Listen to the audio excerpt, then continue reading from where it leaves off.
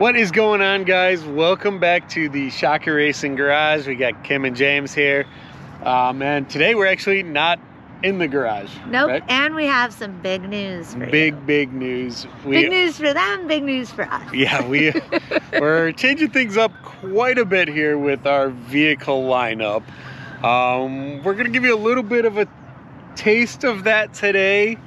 And we're going to leave some of it up to your imagination. We decided to get outside today. It's a beautiful 60-something degree day. So we got them out, got the neon Bronco. And Mo Diddley. And the Mojito Jeep. The Jeep that started it all for the off-roading in us. Right, off-roaders and the ShockerRacing YouTube channel really took off with it. Took off, got us started here. What we decided we wanted to do today is kind of talk about our thoughts on both vehicles in comparison, you know, kind of how we're feeling.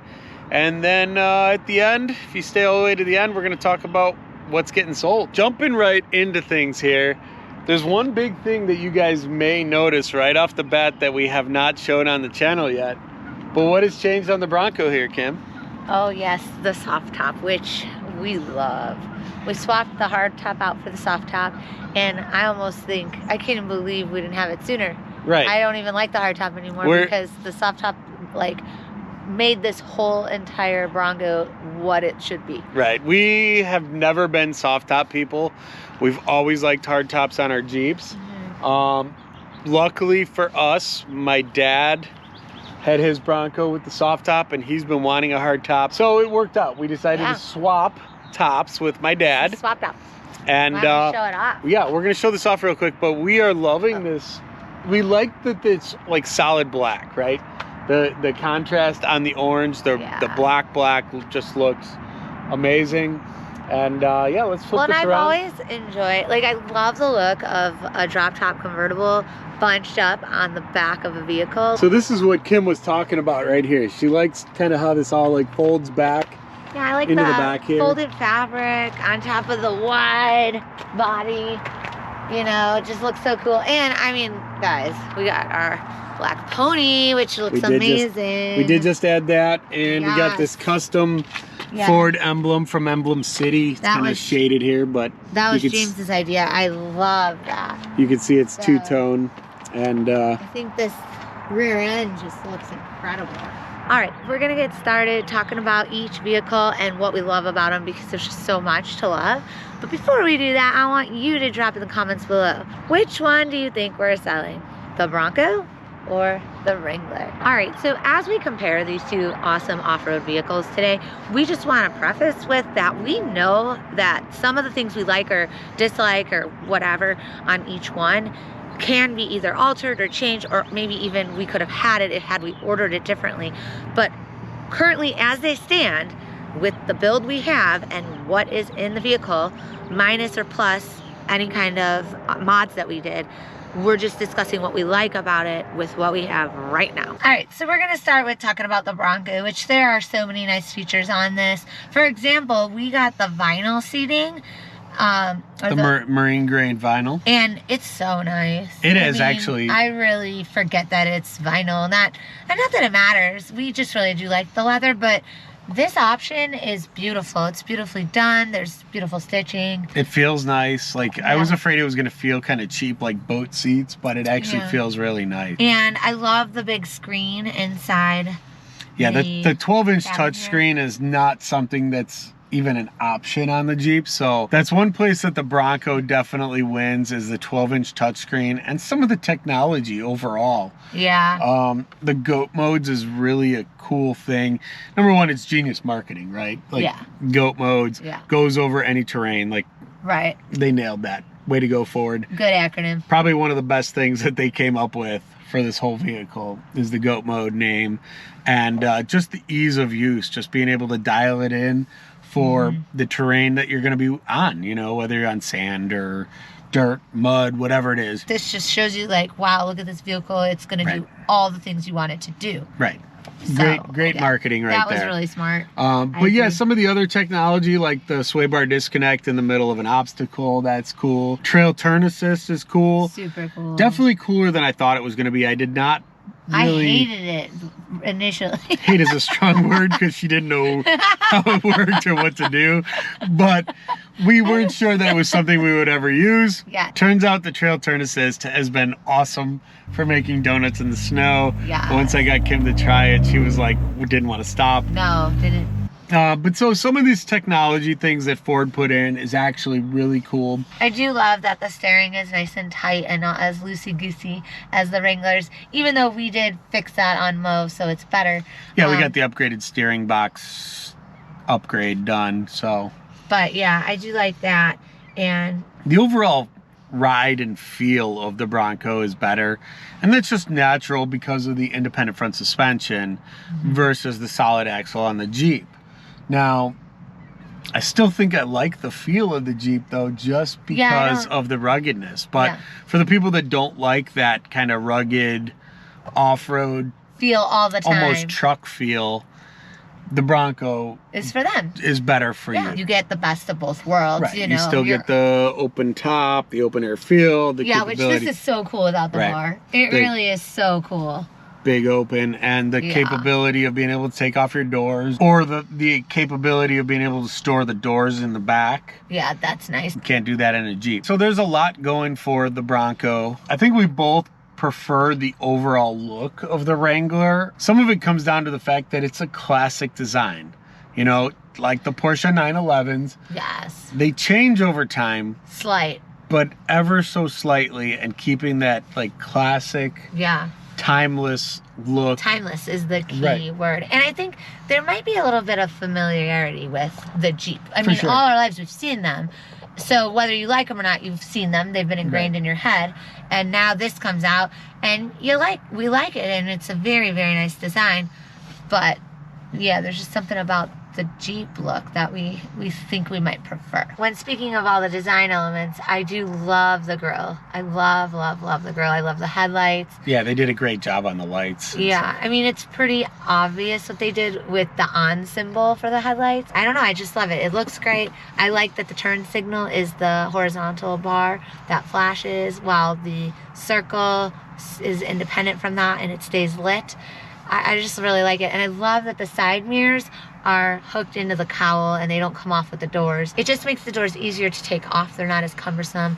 They don't have such a weird shape to them with that added appendage. Right. And just the fact that you don't have to buy another set of mirrors for driving without the doors. True. So moving over to the Mojito Jeep, which is where everything started for us here. We've just really grown to love Jeeps, and it all started right here in these seats. And speaking of Mojito, that's one of our favorite things about this vehicle is the color. Like the stock color. Right. It's a stock, factory painted. We didn't have to custom wrap it to get this incredible color. I know it's not for everyone because it is a little wild. We like wild. But it is our favorite like paint color ever in life, possibly of all time. So one of the things I really love about the Wrangler is the shifter. Now we were like on the fence. Do we get a manual or an automatic transmission? Which we are obsessed with manual transmissions. The one thing that I loved about the automatic and enticed me to agree with James was the shifter. I love the shifter. I love everything about it. I love that the buttons red, the red stitching, just the whole entire shifter, the way it looks, how the exact height it is. I mean, I literally think it's a perfect shifter. And even though the Jeep doesn't have the big 12-inch touchscreen like the Ford, it just works really nicely. Like overall, it works well. It uses the screen space well. Even though you got 12 inches on the Ford, they leave like a whole sidebar that's unusable for the majority of the screen. So you're not getting a full 12 inches of CarPlay, for example. The stereo in the Wrangler, the Alpine system with the subwoofer in the back, amazing, by far blows away obviously the stock stereo in the Bronco. But even my dad has the Bang & Olufsen stereo, and it's a joke. Ford really should be like disappointed with themselves for letting that out of the factory. So I really like our music. Yeah, music is important, and a good sound quality and bass is important to me, and Ford just flubbed that whole part of it. So while I love the Bronco and how it doesn't have this bar in the middle, I definitely think that is a cool feature and what makes it stand apart from the Wrangler. But I also do love this piece in the Wrangler when everything's off. And on top of that, it probably actually adds to why the stereo is so much better in the Jeep, because you've got your speakers right here behind your head, whereas in the Ford, it's all the way in the back. And you have your dome light here, which is nice, which you don't have that in the Ford. Right. So, as cool as that is, there's a lot of functionality with this that I think you'd miss if you didn't have both. Like if you have both, you're like, oh cool, we're not gonna climb all over it, we'll just drive that one today, or whatever. Going into what we were talking about with the technology and Ford having the GOAT modes and how awesome that is.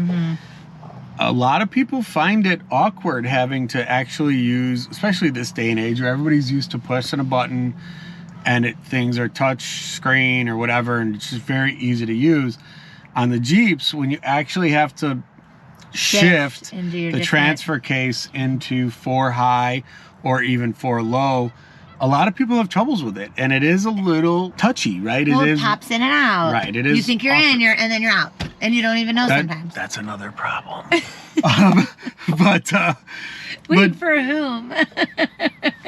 Cut. Back to the conversation of the shifter. The transfer case. In this day and age, it is nice to be able to just kind of turn the knob. Very nice. Choose the mode, know what mode to be in for each different type of terrain. We do, even though we did say that the Ford rides and drives better. Oh, we love the way this rides nice. We do really enjoy the ruggedness of the Jeep, but we don't really notice it as much as some people do. No, and honestly, we have and we would drive these Jeeps anywhere in the country. Oh yeah. But we would do the same with the Bronco. I mean, the Bronco would be a great road trip vehicle. Yeah. We would drive any of these anywhere across country. But we appreciate the ruggedness of the Wrangler. We're cozy, and we think these seats is nice. Right. Leather seats are cozy. Right.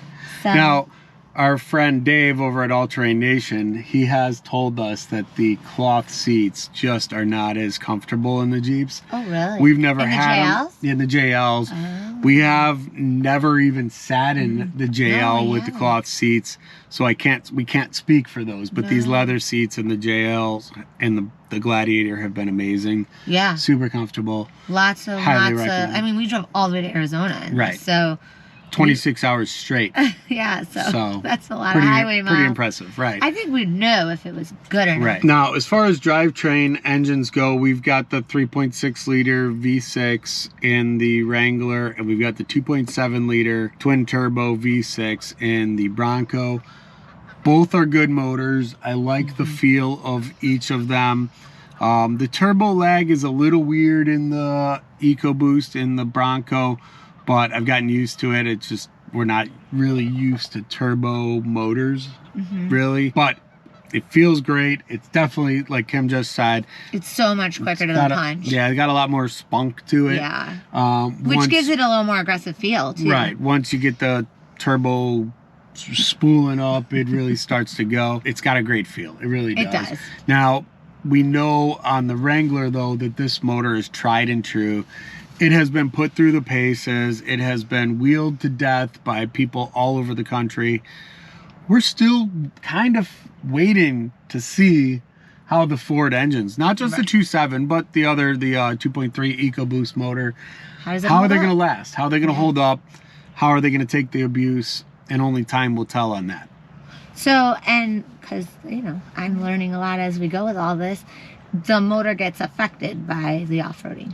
Is what you're saying. It can be hard on it. You got I feel like water. Like you drive in water, and I know water could flood out the motor and stuff. But talk to me more about how you got weird angles, and you got, you know, if you're at a weird angle, what's happening to your oil and your fluids, and you know, how is it being affected by the extra strain and your climate? So if their design is made for every angle, right? How well is it going to hold up to some abuse? You know, the sand and the the dunes and. Yeah, I guess I never really thought the engine, I just feel like it works or it doesn't. Like, I didn't think, you know, like you drive on rocks and stuff, you break things, and you can't drive your Bronco or your Wrangler.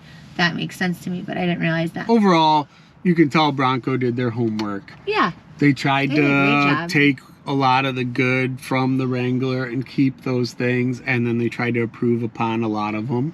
Well, and I think it was smart because if you're going to make something just like something else, why wouldn't you take some of the good and then tweak others to make it your own? Try to put your own touch on it, right? Which I think really they did a really nice job. Another feature I love about the Wrangler is how easy the doors are to take on and off by yourself. They're still a little cumbersome because the mirrors are attached, and I think the front doors are definitely, for me, they're harder to do.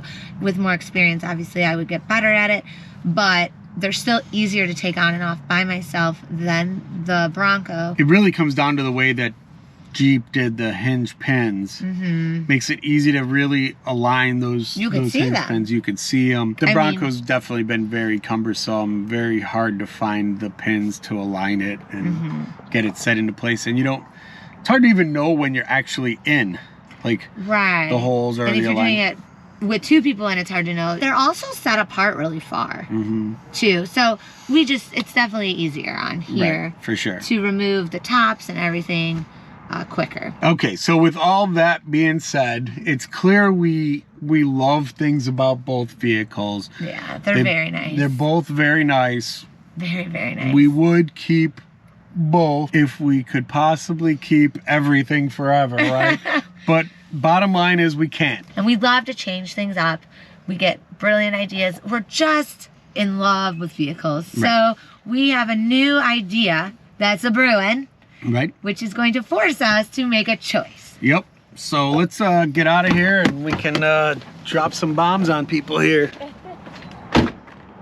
All right. So I hope you guys have all dropped your guesses in the comments about what's getting sold. Keeping the Wrangler, keeping the Bronco. Without further ado, drum roll please. We are selling that one. Wait. Oh. Wait, we're selling, we're selling both. We're selling both. We're selling both. So stay tuned for what's to come. Comment below, subscribe to our channel, and give us a big thumbs up. We'll see you in the next video.